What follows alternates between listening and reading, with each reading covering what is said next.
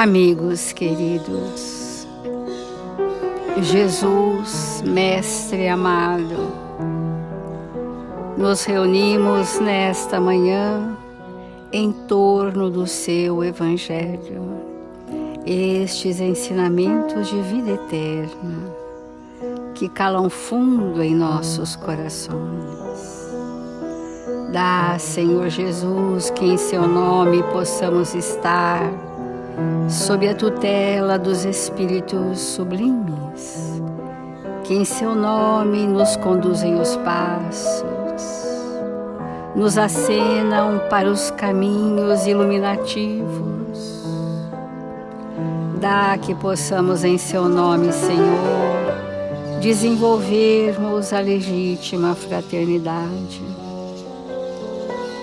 para que juntos possamos multiplicar os felizes sentimentos do bem e da verdade. Assim, Mestre amado, iniciamos as reflexões desta manhã, guardando a confiança de que és conosco em todos os instantes da nossa vida. Mestre querido e bom, ampara-nos nesta hora, Senhor, e faze de nós instrumentos dignos e úteis, a serviço do bem onde quer que estejamos, hoje e sempre, e que assim seja. Do Evangelho segundo o Espiritismo, o capítulo 5, Bem-aventurados os aflitos.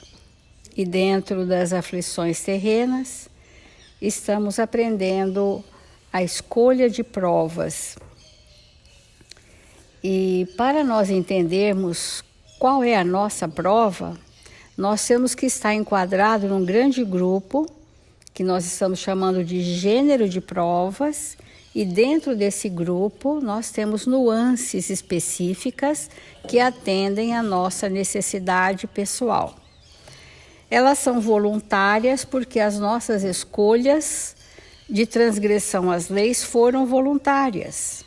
E escolhendo voluntariamente a transgressão às leis, ainda inconsequentes, haveria um dia em que arcaríamos com a consequência dos nossos atos, para desenvolvermos então a verdadeira responsabilidade sobre nós mesmos. Então, provas voluntárias diz assim: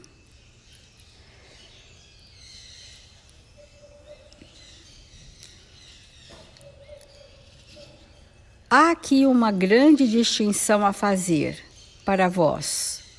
Contentai-vos com as provas que Deus vos envia, e não aumenteis sua carga, às vezes tão pesada. Aceitá-las sem lamentações e com fé, é tudo o que ele vos pede. E mais, não enfraqueçais vosso corpo com privações inúteis e mortificações sem objetivo, porque tendes necessidade de todas as vossas forças para cumprir a vossa missão de trabalho na terra. Torturar voluntariamente e martirizar vosso corpo é contravenção à lei de Deus, que vos dá o meio de sustentá-lo e fortificá-lo. Enfraquecê-lo sem necessidade é um verdadeiro suicídio. Então nós estamos no grande grupo chamado doenças escolhidas, é um gênero de provas. E essas enfermidades que nós escolhemos, elas resultam num aprendizado. Quando não resultam em experiência, não houve aproveitamento daquele processo na nossa evolução como espíritos. Muitas pessoas passam por doenças graves, esperam o alívio, mas não entendem a matriz geradora daquela enfermidade e por isso não avançam nos conteúdos essenciais do espírito. A doutrina espírita, ela nos proporciona esse entendimento. Essa enfermidade, precisamos fazer essa reflexão, congênita ou desenvolvida, de natureza provacional, ela tem uma causa. E essa causa é que eu preciso sanear em mim. A exemplo disso, nós vamos ver a história, a grande história que nós queremos ver é o cego de Jericó. O cego de Jericó é aquele cego que Jesus misturou areia com a sua própria saliva, fez um emplastro e colocou nos olhos daquele cego muito necessitado. E ele foi vendo progressivamente, à medida que ele andava, ele recupera a sua visão. Porque Jesus, ao curar, ele dizia 2 pensamentos pertinentes ao estado evolutivo de quem ele curava. A uns ele dizia: a tua fé te curou. A outros ele dizia: vá e não tornes a pecar.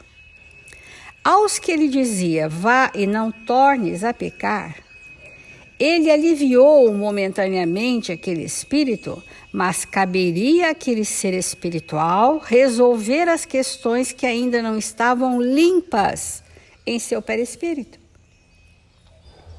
E a grande maioria voltou a reincidir nas mesmas más tendências e voltou a se enfermizar.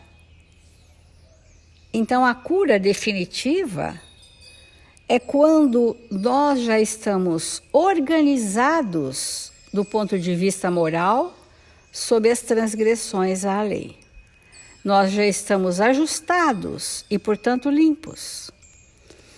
E o cego de Jericó é esse que já estava perispiriticamente limpo.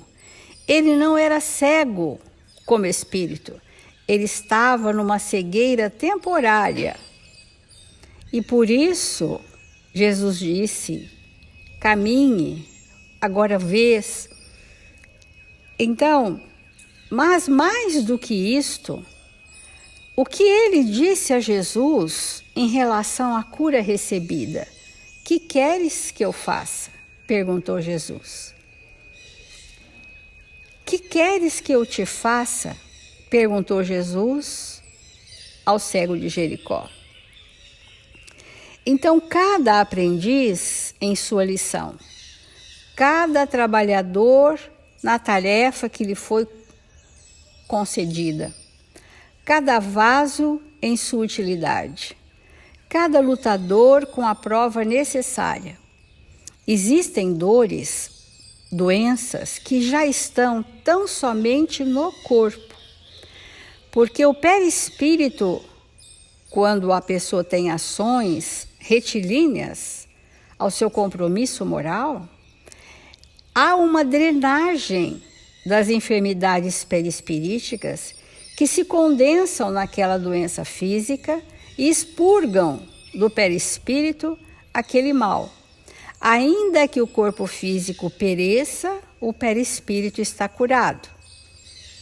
E há enfermidades que tanto são perispiríticas quanto físicas e são incrementadas pelos nossos pensamentos em desalinho. As nossas emoções doentes são plasmadas no corpo físico também, além do perispírito. Então a gente vai desenvolver um conceito ao longo de alguns dias, que é drenar o perispírito seria o caminho de uma resolução de uma questão que estava na matriz perispirítica, já foi resolvida e está drenando para o corpo físico num processo de resolução, de ajuste com a lei divina. Existem processos de enfermidade que têm a morbidade no perispírito e o incremento no corpo físico pelos desatinos das pessoas. A isso nós vamos chamar somatização. Eu somatizo no corpo físico enfermidades que estão no meu perispírito, mas não significa que eu estou me curando, porque às vezes eu estou apenas incrementando o mal que existe em mim. Essa é uma diferença importante, assim que nós identificarmos como prova, gênero de prova, por exemplo, as doenças, nós temos que saber se essa doença me trouxe renovações profundas ou se eu estou tratando, entre aspas, esperando passar, para que Jesus diga para mim, vai e não tornes a errar, e eu reincido reiteradas vezes, ou eu sou aquele que já estou limpo por dentro e os amigos espirituais vão nos aliviar, porque a matriz geradora do mal foi saneada. Então, assim, cada um de nós tem o testemunho individual no caminho da vida. Por vezes, falhamos aos compromissos assumidos e nos endividamos infinitamente. Mas no serviço reparador, todavia, clamamos pela misericórdia do Senhor, rogando-lhe compaixão e socorro. É muito valoroso nós pedirmos amparo, é muito valoroso nós pedimos intercessão, socorro, amparo, é valoroso. A pergunta endereçada pelo mestre ao cego de Jericó é, porém, bastante expressiva. Que queres que eu faça? A indagação deixa perceber que a posição melindrosa do interessado se ajustava aos imperativos da lei. Olha que importante, né? Perceber se aquilo que você pede está dentro da lei. Porque Jesus veio cumprir a lei. Então, se aquilo era justo, meritório, necessário, nada ocorre à revelia dos desígnios divinos. Bartimeu, cego, soube responder solicitando visão. Entretanto, quanta gente roga acesso à presença do Salvador e, quando por ele interpelada, responde em prejuízo próprio? Lembremo-nos de que por vezes perdemos a casa terrestre a fim de aprendermos o caminho da casa celeste. E em muitas ocasiões somos abandonados pelos mais agradáveis laços humanos, de maneira a retornarmos aos vínculos divinos. A época em que as feridas do corpo são chamadas a curar as chagas da alma, porque a grande maioria das vezes, quando são doenças provacionais, essas chamadas feridas do corpo são a cura das chagas da alma. E situações em que a paralisia ensina a preciosidade do movimento. É muito interessante nós encararmos as situações provacionais como um estímulo de grande aprendizado para nós. É natural, peçamos o auxílio do Mestre em nossas dificuldades, em nossos dissabores. Entre mentes, não nos esqueçamos de trabalhar pelo bem, nas mais aflitivas passagens da retificação e da ascensão, convictos de que nos encontramos invariavelmente na mais justa e proveitosa oportunidade de trabalho que merecemos e que talvez não saibamos de pronto acolher outra melhor. O cego de Jericó, ele está trazendo para nós um exemplo da intercessão dos espíritos em favor de nós mesmos. Muitas vezes nós recebemos benefícios além do nosso merecimento, mas dentro da nossa necessidade. E essa necessidade está relacionada ao empenho que o espírito traz com as responsabilidades assumidas. Então, uma pessoa respeitável, de deveres cumpridos, assumindo os seus deveres morais com a sua família, com a sua casa espírita, com a sociedade em que vive, ele angaria a simpatia de espíritos amorosos e benevolentes, é que nos momentos de fragilidade que nós passamos, eles intervêm profundamente em nosso campo mental e realmente aliviam as nossas dores. No livro Justiça Divina, o Emmanuel vai falar exatamente desses fatores que predispuseram a nossa enfermidade, que é bom cada um de nós fazer as suas apreciações, né? Ele diz assim que, na luz da reencarnação do Justiça Divina, trazes hoje as vísceras doentes, compelindo-te aos aborrecimentos de incessante medicação. Ontem nós falamos de várias predisposições mórbidas, nesse campo visceral do espírito, né? Nesse campo metabólico, nesse campo circulatório, enfim. O quanto que nós, com os nossos pensamentos, lesamos o nosso organismo perispirítico.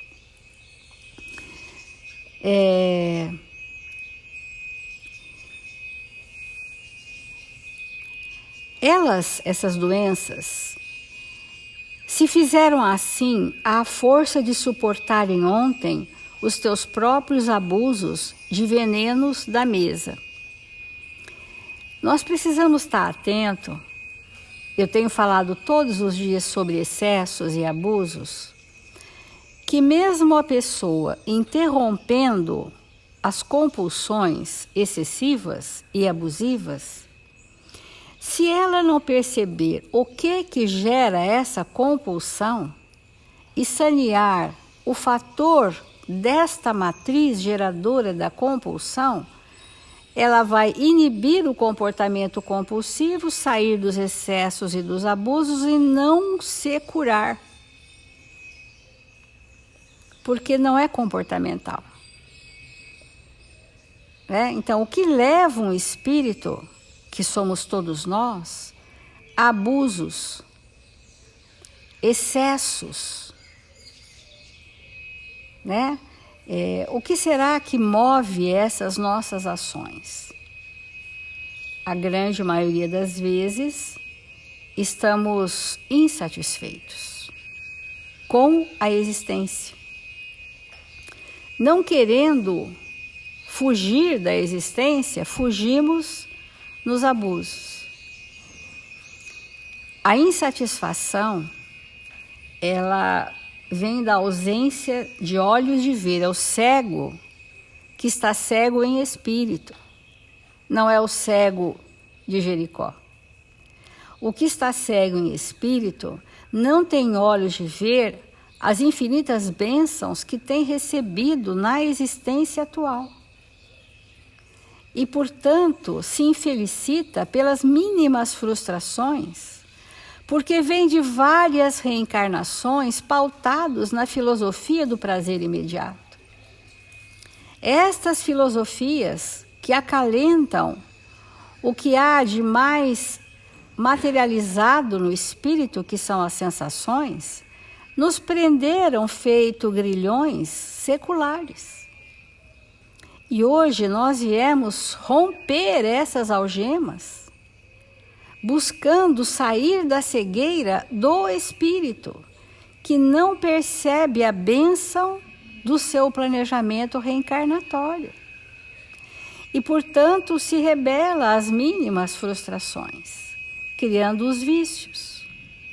Mesmo que o espírito passe reencarnações com privações e abstinências dos impulsos viciosos, mas se ele não for um espírito plenificado por tudo que a vida lhe oferece, ele não se curará.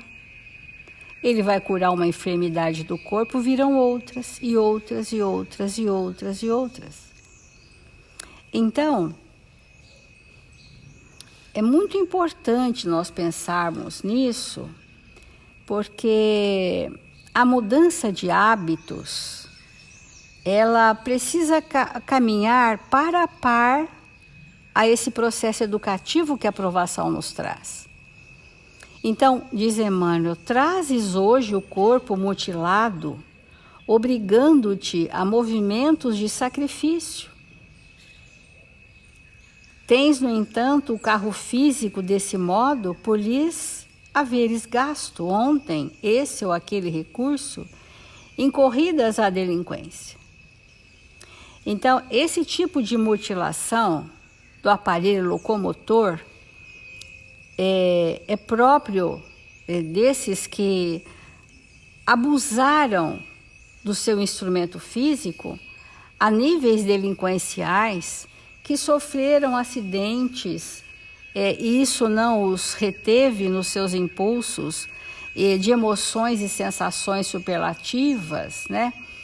Que hoje o Filomeno de Miranda, nesse livro No Rumo, ele chama de esportes suicidas, que são esses de grande risco, que a moçada adora, né? Esse derramamento de adrenalina e cortisol no sangue, e que correm altíssimos riscos, que se atiram de penhascos, enfim. Esses espíritos, no ato delinquencial, se houver uma fatalidade de acidente, ele chegará com essa mutilação para lembrar-se da consequência dos seus atos e agir de conformidade com o bem e com a verdade. Isso do plano do corpo físico. Existem outras mutilações no plano do pensamento e da mente.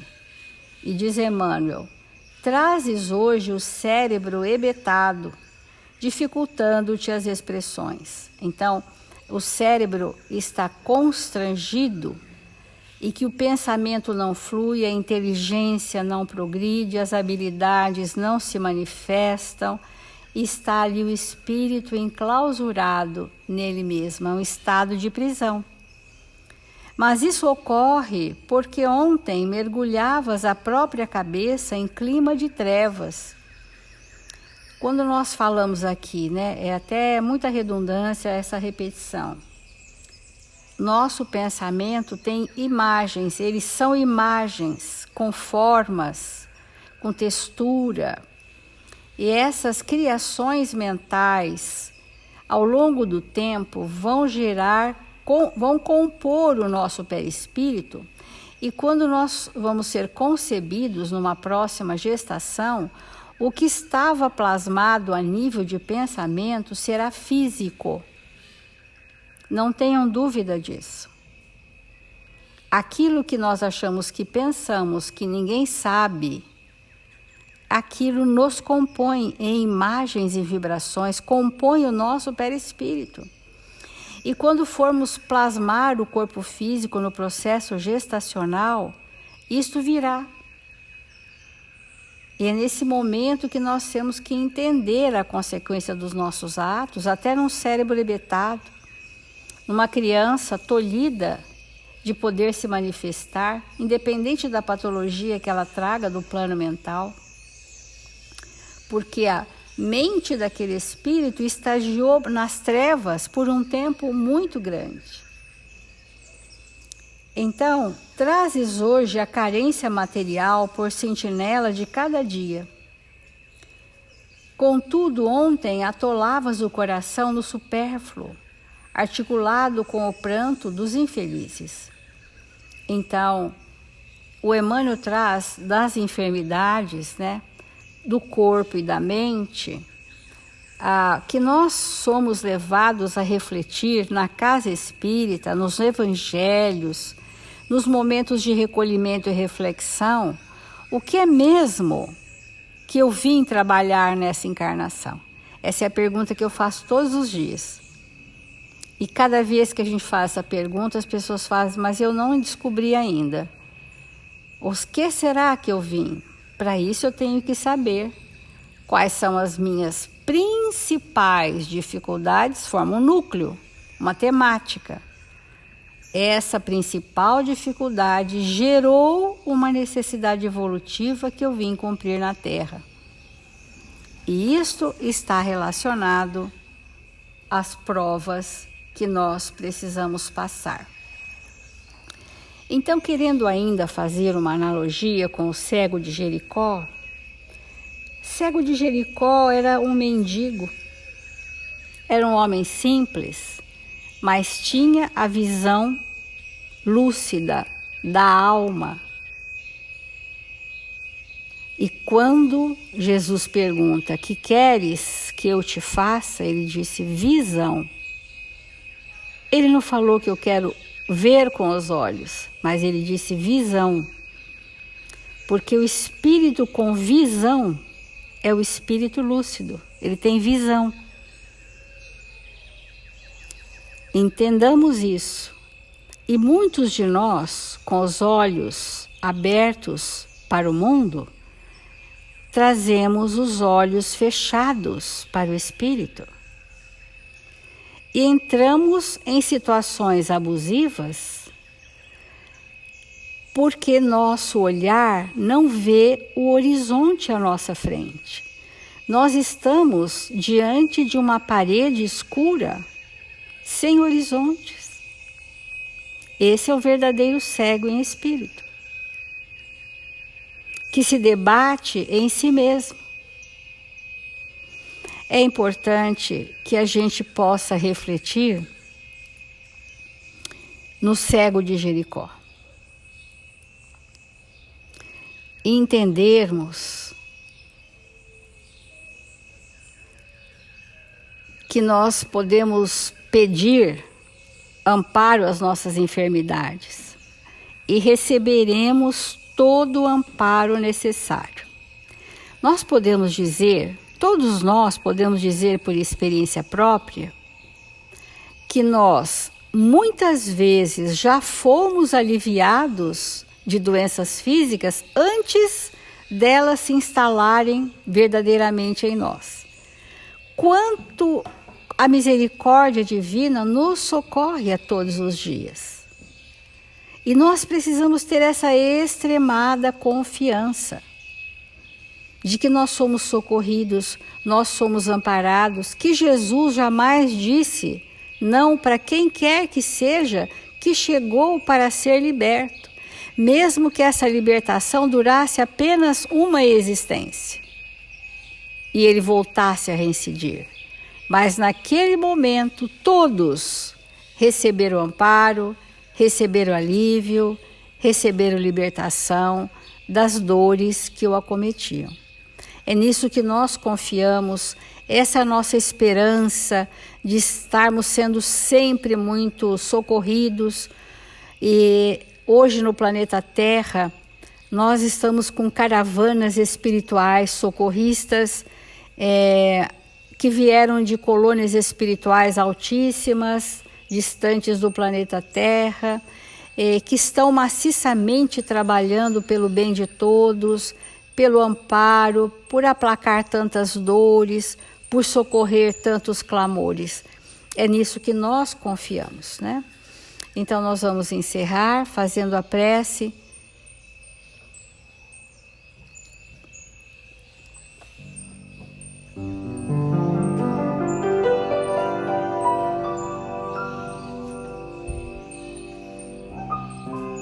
Jesus amigo, bom e amado Mestre, é com extremada confiança na sua misericórdia que nesta hora, Senhor, agradecemos por tudo o que a vida nos oferece.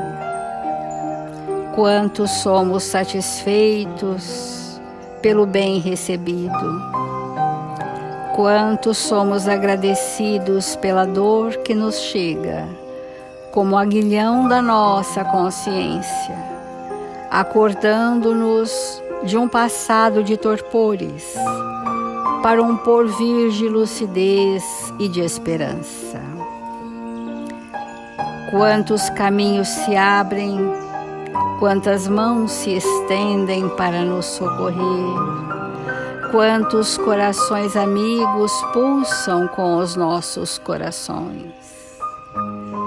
E a fraternidade se estabelece, Senhor, no reduto de cada lar, no abraço que acolhe, na palavra que orienta, no olhar compassivo que compreende.